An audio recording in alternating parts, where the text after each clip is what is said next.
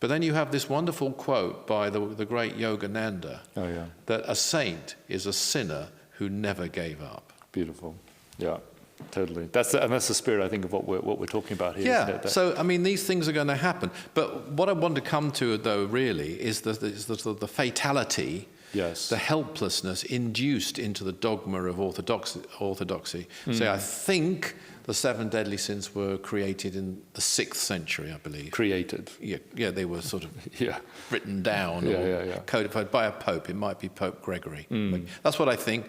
But it certainly wasn't from it's not in the Bible. It's not from the early days of Christianity. It doesn't come from Jesus or St. Peter. Right. And this word deadly is so fatalistic, and it reminds me of their approach to hell. The Spiritual Freedom Show with Richard Lawrence, where politics is not the answer, materialism counts for nothing, and spirituality will set you free. Richard. Darren. So welcome to our Christmas edition of Happy Christmas, Happy Darren. Christmas. Yeah. Happy Christmas to everyone who's tuning in with us. Very, very happy Christmas and New Year coming. Yeah, and thanks for making us part of this time with you.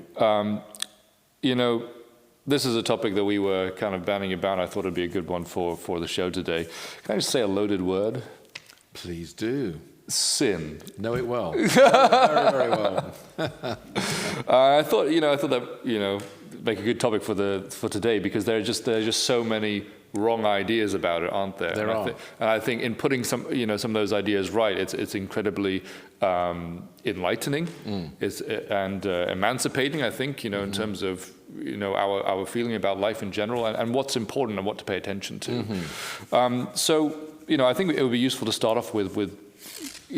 Traditionally, of course, is associated with religion and things like that. But, is there such a thing as sin, even outside of religious dogma? I mean, what are we talking about here? Well, actually, the master, Mars Sector 6, who delivered the 9 freedoms, blows this out the water in the 4th freedom. So we've got the exact answer to your question delivered by Mars Sector 6. And I quote, That's what we like. "There is but one major sin upon terror, that is ignorance." And I think what we have to sort of say here over this Christmas season, we have to point to some of the very debilitating, very discouraging, fearful concepts that came into Christian orthodoxy. Now, hopefully, some of those have gone now, and a lot of Christians wouldn't accept them now, but they did for 100 years. And among them was this concept of 7 deadly sins. And it's, first of all, there's only one sin, ignorance, major sin, and it's not deadly. Or it doesn't have to be deadly, because the great news is that all sin, and we've all been there, we've all done ignorant things, we've all made mistakes. I was once driving Dr. King. I used to have the privilege of driving him alone a fair amount, as did some others. And anyone who's done that will know that, certainly from my experience anyway, there's never a sort of a moment of, not much moments of quiet, it's, which is wonderful. It was a full-on conversation from start to finish every time, as far as I was concerned. And it would be 80% him and 20% me, which is as it should be, because he who wants to listen to me when you can listen to him? I get it. But he did, it wasn't completely a one-way thing. Sure. Wouldn't even be fair on him. But I do remember one particular journey, and he just suddenly said, one of these days, I'm going to give the longest seminar I've ever given. I was like, this is fascinating. Kind of intriguing, isn't it? Yeah, what's this? He said, it's going to be called The Mistakes of George King. Wow, that's humbling.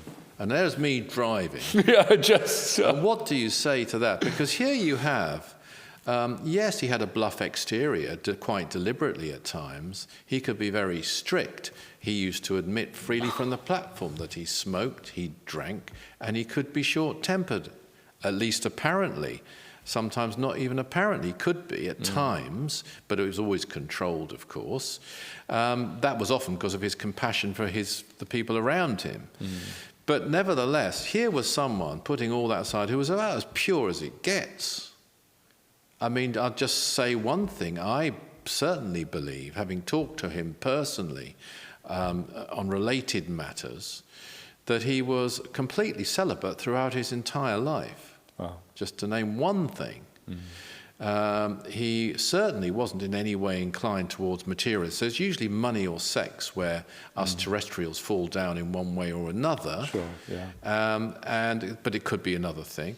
But he was a pacifist. There was a warrior, a fighter, who was a conscientious objector in the war.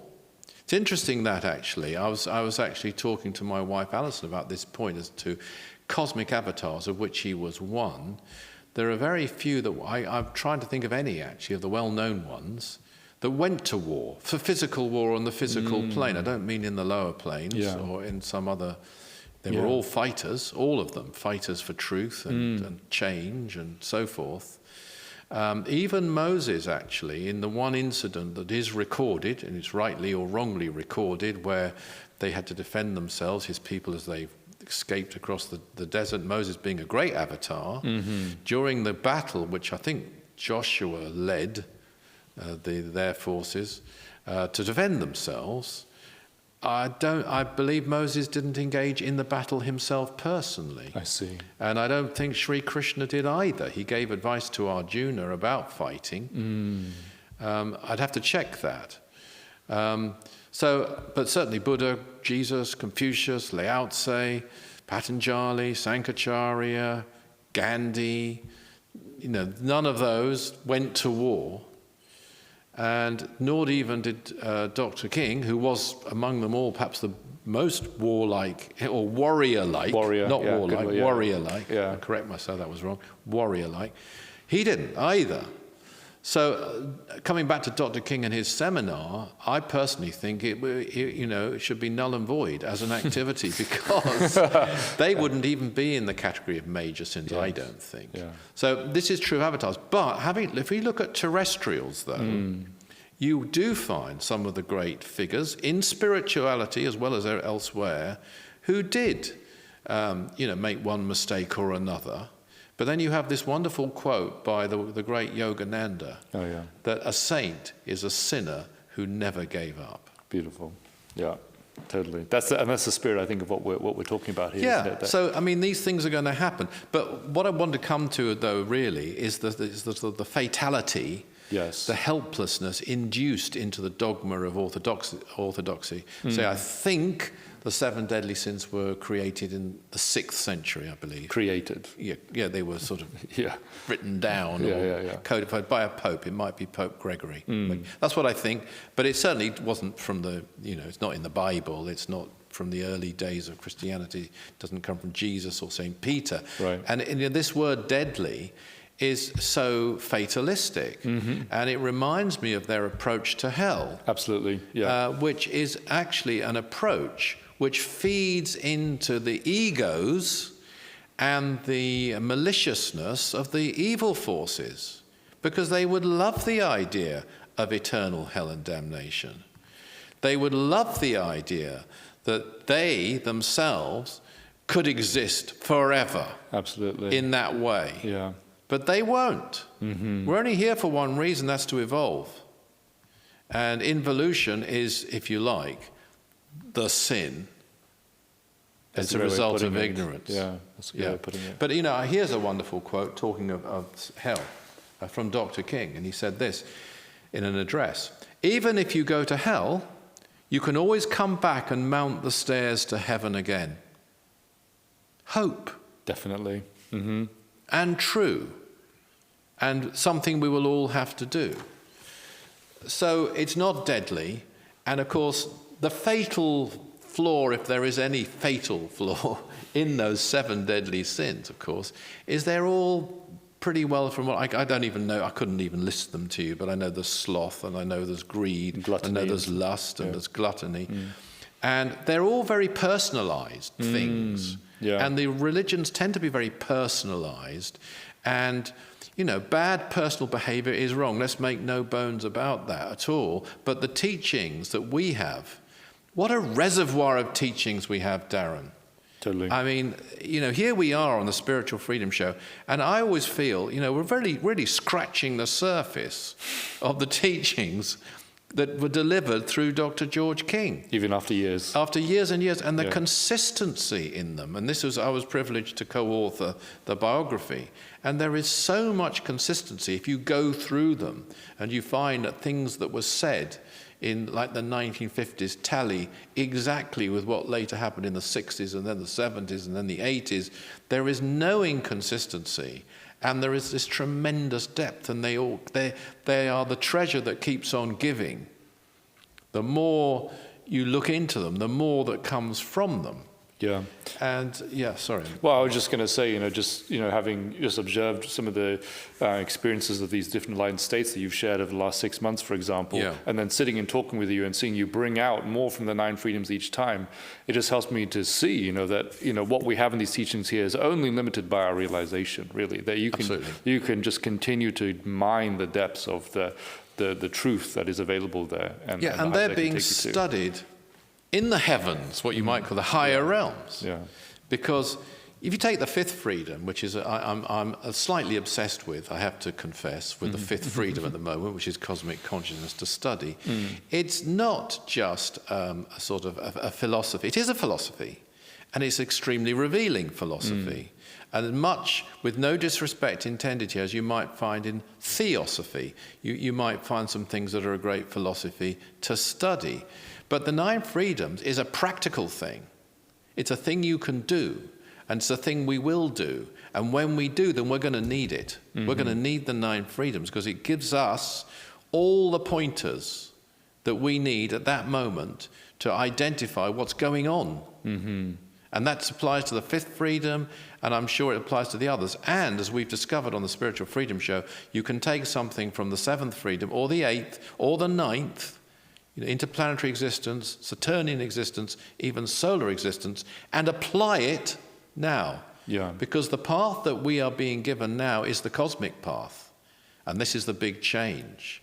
The path in the New Age, and this was given for those people preparing for the New Age, that's the path that will be a tiny reflection of the path which is being followed on Mars, on Venus, on Jupiter, on Saturn, and even on the Sun. Up to now, we've had a path that hasn't been totally attuned to that. The path created for us, I think with great compassion, factoring in the selfishness of human beings, that they will only do something if they think they're going to get something out of it.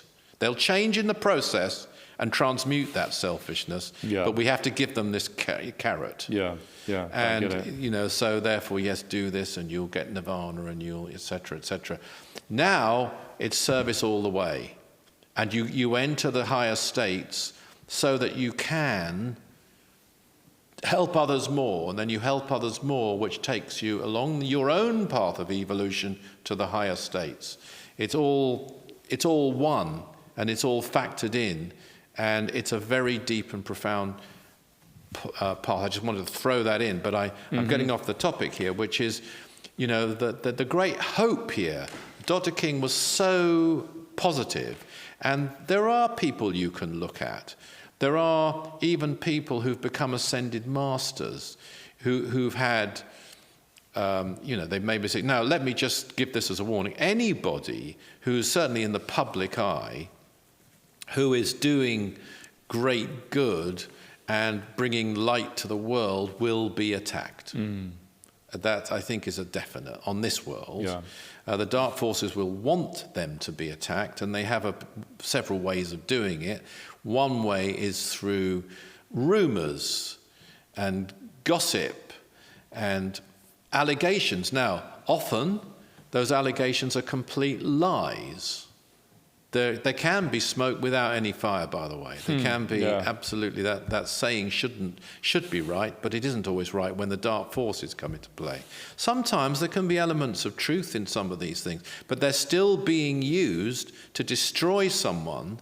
They're not really worried about their... In fact, they probably like it, the dark forces. Yes, true. It's not that, it's that they're just using it. And this is going to happen, and you can see this in some of the figures. But there are a number of people, I can think, let me just name one. Sir Francis Drake, in is now an ascended master. Now that's a very contentious thing, and it even surprised Dr. King when he heard it, which was quite late in his life. He didn't know that until I think the 1990s. Now, but the point is this, I mean, and some people are now trying to cancel Sir Francis Drake because I think he possibly went on a slave ship in his earlier days, or whatever it might be.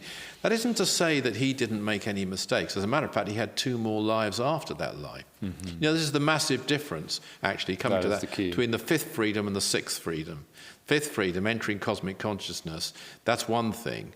It's a very high thing, but it's something that can be done. Can be done. It's a definite thing that people can do. I'm sure of that. Absolutely sure of that. But ascension, though, you've got to get everything right. Yeah. So whatever mistakes Sir Francis did or didn't make, he came back for at least 2 more lives after that. And this is the difference. And you can even have people about whom many things have been said, and a lot of them could be total lies, even if there's any truth in it. They've turned it around and become very advanced. I mean, things were said about Madame Blavatsky. Things were said about Swami Vivekananda. Things were said about Yogananda, etc. One could go on and on. But these are people who are terrestrial. Swami Vivekananda is now an ascended master, for something else Dr. King discovered. I don't think Madame Blavatsky or Yogananda are, but they're certainly on very high realms. So coming back to our dear Yogananda, a saint is a sinner who never gave up. And we also have our friend Oscar Wilde with every saint has been a sinner, and every sinner will be a saint. Yeah, same spirit, isn't it? Same spirit. Not quite as good, but I think very good. Because I think, one thing that the more orthodox teaching takes away is this perspective of looking at life from the standpoint of the soul and our evolution over the course of lives. Yes. And this idea, I agree, of eternal damnation, eternal hell is such a wrong idea in terms of misguiding us as to, even the hope, I guess that's the way you put it, isn't it? And I totally agree with it. The hope with which we can approach life, that it's not about our past mistakes, it's about what we do now to create a better future. Yes. Yeah. And you can change. And you can change very, very, very quickly. And I think that's one of the greatest and most wonderful things. Actually, it's one of the things, talking about Christmas, I like about Christmas Carol. Dr. King and I'm the same, watching that on television, that film, we used to both cry. Because here you have someone, they were mean and so on. They weren't exactly a powerful magician in the lower realms. But they change. He changed. Scrooge changed, and that's a beautiful, beautiful thing.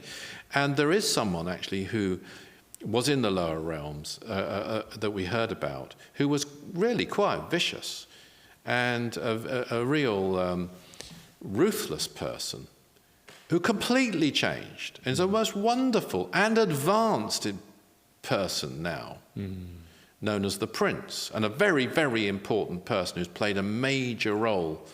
In fact, strangely enough, because of his experience, was able to play a major role in bringing light into those realms. Very interesting indeed. And one of the stories I love also is St. Paul. Now, St. Paul is a planetary master now. Now, you can't tell me, so unlike, say, Dr. King, who was an avatar, who I don't really buy his seminar about all his mistakes. I have to say, although I think it's a wonderful lesson, and it was no doubt a lesson to me in humility, which I'm sure I needed, I'm sure I do need, and that's great. And we should all, acknowledge our mistakes. You don't have to acknowledge your mistakes to everybody else, by the way. That depends how they're going to use them. Good advice. But you must acknowledge them to yourself. Absolutely. And you must put them right as far as you possibly can. And you must acknowledge them with people involved, if there are any other people involved, to help them and to do all you can to put them right. And then you move on. Then you move on. And St. Paul killed Christians. Now, I just don't believe someone who, and this isn't, I'm saying this not to criticize St. Paul, but to show the wonder of change. Yes, okay, yeah, got it. He was stoning Christians, we're told. He did it because he was a completely committed believer at that time in his Jewish tradition of the time, which was that that's what you should do to such people. It doesn't excuse it at all. It's the major sin of ignorance. It's wrong. He did that, and then he completely changed, and possibly did more for the church than anybody we can think of in the early days, except St. Peter, of course. Mm-hmm. St. Peter being another example of an avatar. That's why I do not buy the nonsense. I'm going to say nonsense that people in the church say about St. Peter, that he was weak. Mm-hmm. It doesn't even tally with the story. It doesn't hang together. On the one hand, he'll cut a centurion's ear off, and then and then be almost chastised for being too brave, you could say, and so on. And then in another case, he's too cowardly to admit he knew Jesus. Mm-hmm. No, he did it. That was a lie that was correct, because the person who asked him didn't deserve the truth. Yeah. They didn't have the right motive for the truth. I think we talked before that the Lord Buddha used to give different answers to the same question to different people. Mm-hmm. And it's quite an interesting thing, this. And his disciple Ananda asked him why he did that. And he said, because these people, these are my words here, by the way, they're asking questions, but they're coming from completely different places. Mm. And you can see that. One person saying, is there such a thing as God, might be thinking of gods like the Hindu gods. Another person might be thinking of the divine. Have a whole different thing what they mean by the question. And one might be a yes, one might be a no, depending on what they're thinking at the time. Yeah. But I divert. So St. Paul, though, turned it around. He quite possibly, I mean, I'm going to guess here, had lives after that. There are, or at least a life after that. Yeah. I don't know that. Mm-hmm. But he to ascend, actually, he must, I would have thought, have done. Me too. Assuming that he wasn't an avatar, and I can't see how he could have been. And some theosophists believe he's the same individual as the Master Hilarion. Okay. They believe that, and there is a Hilarion who did have a life in the desert. Now, these are all just thoughts. I don't know whether this is all what happened. All I'm saying is here is someone who completely changed, someone who I would take to be a terrestrial person. And that's why I draw the distinction between an avatar coming here, who I don't think would have these flaws and these faults, and a terrestrial person ascending the ladder towards ascension. Mm. I just want to bring it back to a point you were making earlier about how you in the context of ascending this ladder, how does forgiveness relate to, dealing with sin? Thank you so much. Yeah. Because I've got something written down. I don't know whether you knew that or not. Did you know that? No, so you're being psychic today. Yeah. Okay, that's great. So I have this piece of paper here, right here, Darren. And this is what I wrote down. Forgiveness can be better for the person who is forgiving than it is for the person who is forgiven. Mm. And that's something unexpected, I think, for a lot of people. Yes, I think coming to the Christmas and the dogmas, I think the Master Jesus' teaching of forgiveness, which he definitely taught and practiced, has been very, very misunderstood and introduced wrongly because they identified Jesus with God as the same thing. To say that God will forgive us our sins if we do X, Y, and Z. Forgiveness is a message for people to practice. It's a practice. Let he who is without sin cast the first stone. What a brilliant, brilliant remark. Brings us back to sin, actually. Yeah. I mean, what an outstanding thing to come up with in a very tricky situation. When he's being put on the spot, it's a trap, and he knew it. And, he's being asked whether this adulteress should be stoned to death or not. And if he said no, he's going against the teachings. Totally. And he just says, let he who is without sin cast the first stone. And that, in our terms, would mean someone who has no ignorance. Mm-hmm. So I'll step up the person who has no ignorance at all. Yeah. And start casting your stones. It's amazing, actually, some of the stone casters, and they might be doing it verbally, are people who are the worst offenders themselves. No doubt. But forgiveness is a wonderful thing. it's a release. It's not necessarily, though, good for the person who is forgiven. They might actually require, and I actually learned this with Dr. King because he could be very forgiving of the mistakes and foibles and wrong behaviors of people like myself and others at times.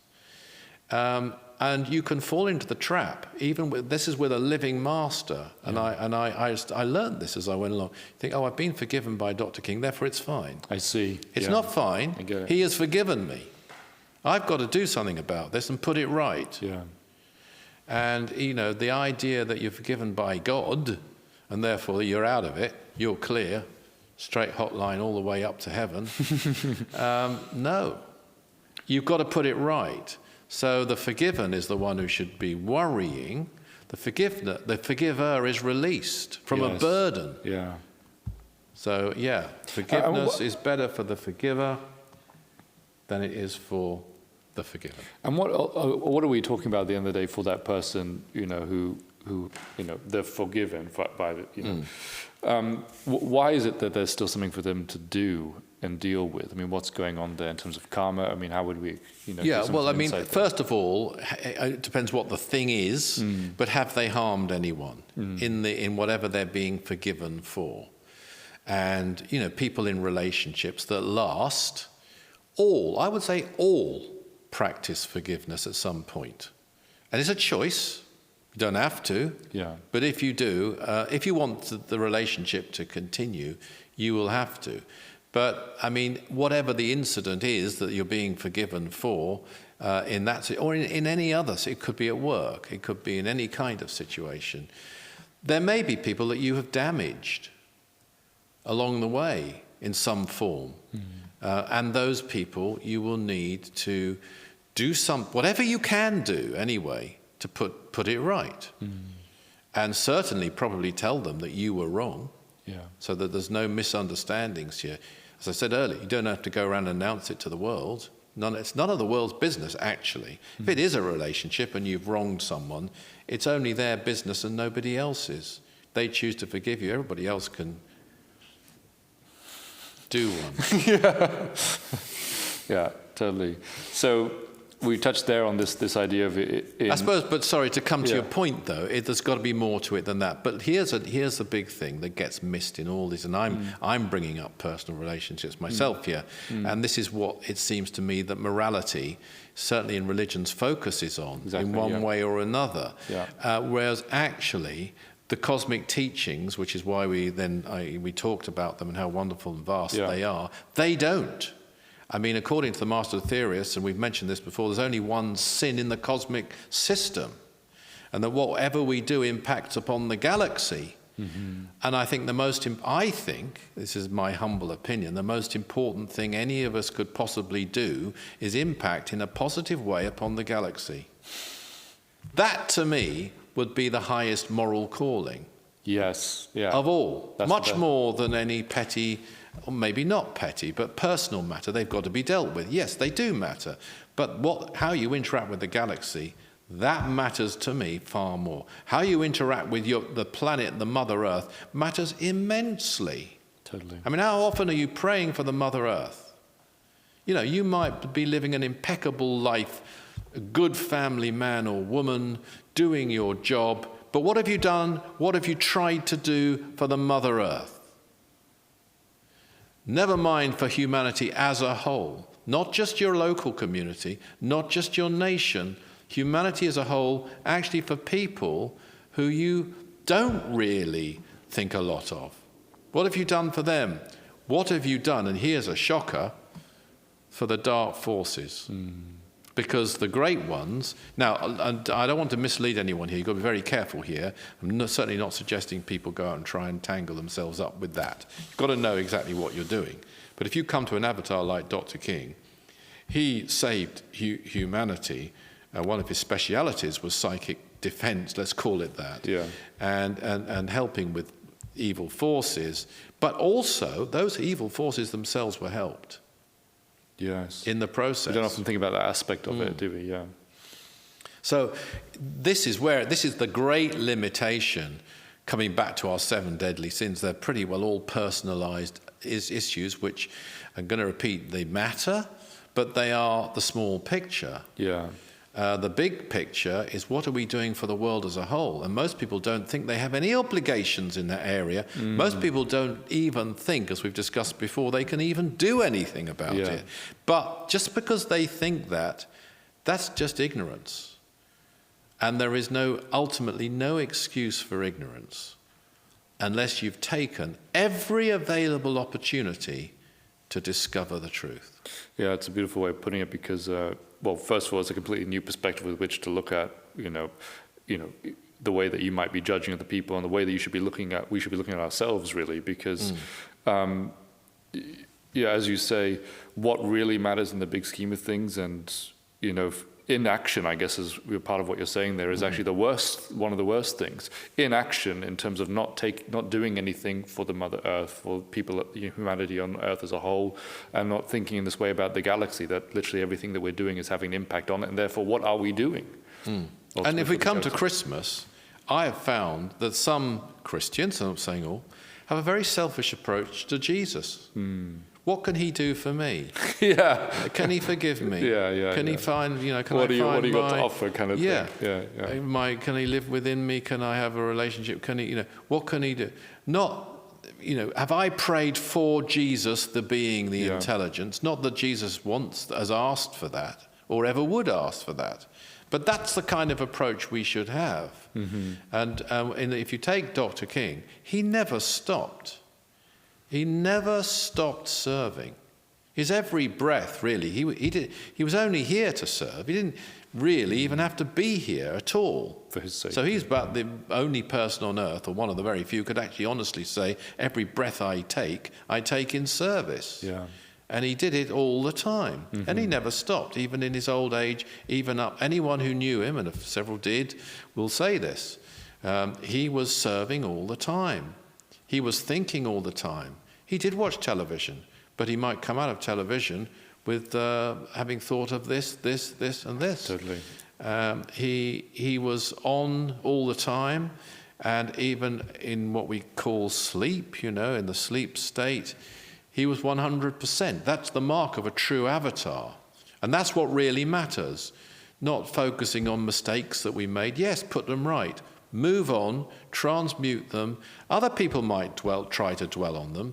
That's only because of their limitations, and people don't like the light. And so they will attack some of the people. I mean, let me just name another great person. We were told that there's a master in the Great White Brotherhood, and an active one, an ascended master, by the name of the Master Goya.